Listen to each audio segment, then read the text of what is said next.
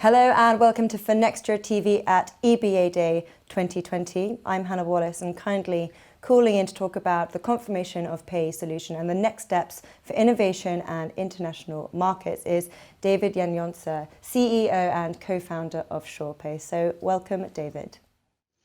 Hello, Hannah. Good afternoon. Good afternoon. Welcome. So yes, before we delve into the nitty-gritty about the Confirmation of Payee solution, it'd be great if you could start off by introducing SurePay for our audience, please. Yeah, so we are SurePay. We are specialists in Confirmation of Payee. We started this in 2016 and we make payments more personal, easier and more secure. And thereby we mitigate fraud and misdirected payments. All right, and following on from that then, could you guide us through the invention of the Confirmation of Payee solution? How does it protect consumers and what impact does it have on the customer journey? Tell us a bit more about that.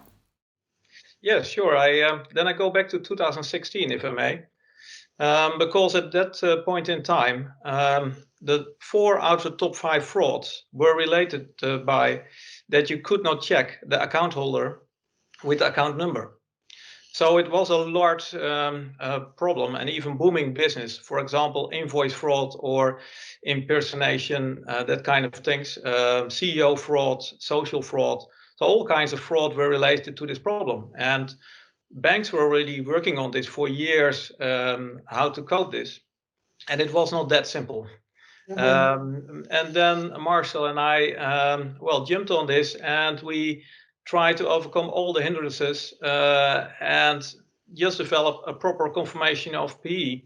And here we are. So we now performed almost 3 billion checks and mitigated fraud by 81% and 2/3 of the misdirected payments. So a large impact. And I'm really happy about that I can work for a purpose-driven company actually. No, it's really impressive. As you say, not an easy task. So could you give us a quick tour of how the algorithm worked and maybe some use cases where the solution has been useful for society? Yeah, so in 2016 we developed this and within a year we were live at Rabobank online banking.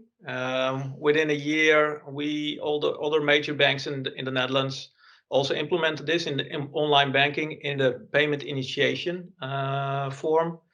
And later on, started this year, we also implemented this in UK for NatWest and Atom. And there we check actually when you add it to a payee list. So when you add somebody to a payee list. And the algorithm is of course quite simple.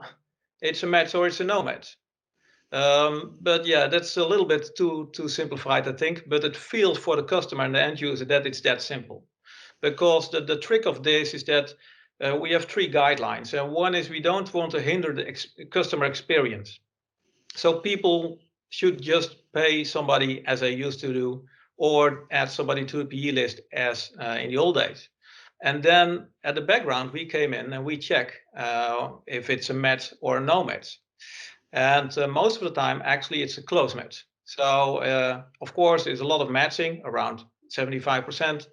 Around 20% is a close match, and 5% is a no match, something like that. And then the second thing is, of course, with a close match, it's a more difficult thing because you don't want, and you may not, from privacy perspective, disclose the name.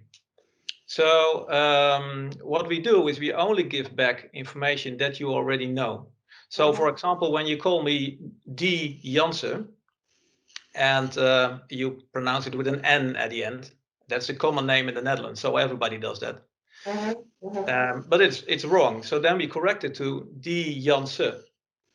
But when you put it in David Jansen, then you get back David Janse.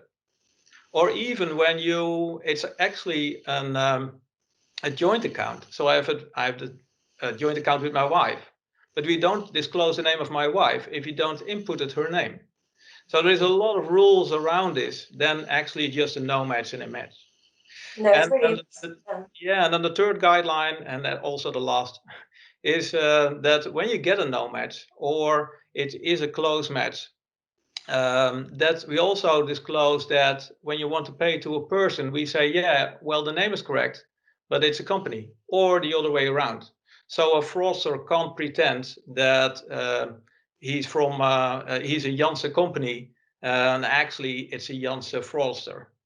So there's a lot of things around this to fix this and make this right.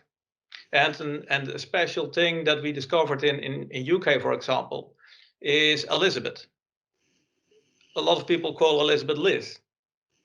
So Right. is Liz a no match? Or no, of course not. From a human perspective, Liz is just Elizabeth.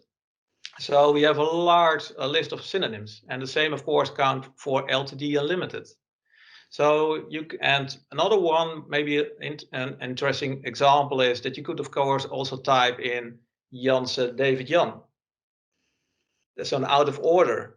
And when you have a really simplified algorithm, then it's a no match. But everybody knows it's correct. Sure. So we have all kinds of tricks around this to cope with all those problems. And thereby in the market, we are now the best in class with, of course, 4 years of experience. And we have the least false positives and the least false negatives. That's brilliant. Well, I myself use the NatWest banking app and feel really comforted when I get that it's a match sign. So that's interesting you're talking about the comparison between the Netherlands and the UK. Have you found any other comparisons or differences between the two? Yeah, well, the Dutch people pay other people with initials, whereas in UK you just say Liz or, well, the first name, of course. But another difference, I think, in the market where we are now is that in the Netherlands, we are a little bit ahead already. So in the Netherlands, we also provide the confirmation of Payee to organizations. So we have also onboarded more than 100 large corporates who use this in onboarding or in handling claims and all kind of business processes where they actually put in our API and checking the account holder, so the creditor or the debtor. For example, insurance companies, loan companies, telephone companies, also a lot of governmental companies. And we started to do that also now in UK.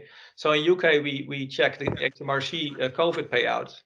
And the same, of course, we do in the Netherlands. So there are millions of payouts checked. And yeah, I'm really glad that we can help to prevent that this money goes to fraudsters. So there you see some differences in the Netherlands from UK. That's interesting. So taking all of that into account then, what do you think the future holds in this space? What can we expect and what will be the next steps for innovation and international markets, do you think? Yeah, so of course we get a lot of questions. Okay, why can't you check cross-border? Yeah? Well, of course it was already complex to just check domestic payments. We do it now in the Netherlands and UK, and now we are scaling up to the rest of Europe and search for partnerships to check more cross-border.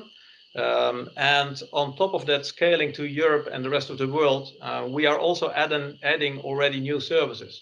So, for example, in a few weeks' time, we are introducing pay to mobile in the Netherlands, because you don't want to pay to an account number or a telephone number. You just want to pay to Hannah. So I just have you in my contacts, and I just press OK, Hannah, and that's it.